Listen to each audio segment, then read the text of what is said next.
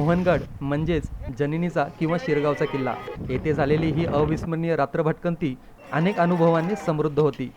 भोर चौकात महाराजांना वंदन करून वरांदा घाटाच्या दिशेने प्रवास सुरू झाला. वाटेत दिसलेलं काजव्यांचं छोटंसं शहर डोळ्यात साठून पुढे शिरगाव गाठलं. कच्चा रस्ता, दगडधोंड्याची वाट आणि रात्री 11 वाजता सुरू झालेला घनदाट झाडीतून जाणारा ट्रेक यामुळे सुरुवातीपासूनच वेगळा रोमांच अनुभवायला मिळाला.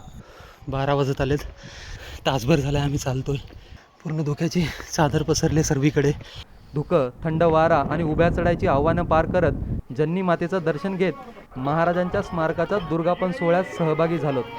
सह्याद्री प्रतिष्ठानच्या दुर्गसेवकांच्या अथक परिश्रमातून साकारलेलं हे स्मारक पाहून अभिमान वाटला.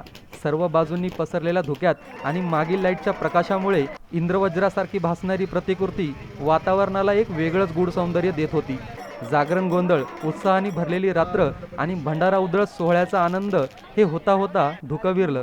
गडावरील थोड्या अडचणीच्या ठिकाणी असलेल्या पाण्याच्या टाक्या पाहिल्या. आता उतरताना जसं जसं वातावरण स्वच्छ होतं तर काही किल्ले आम्ही पाहिले. हा इथे मंगळगड पाहिला, पण इथे तोरणा आहे. हा आपला राजगड, हा रोहिडा दिसतोय. हा पूर्ण उभा कातळकडा आम्ही चढत वर गेलो होतो. पायथ्याच्या जन्नी मातेचा आशीर्वाद आणि महाप्रसाद घेऊन समाधानाने परतीचा प्रवास सुरू झाला.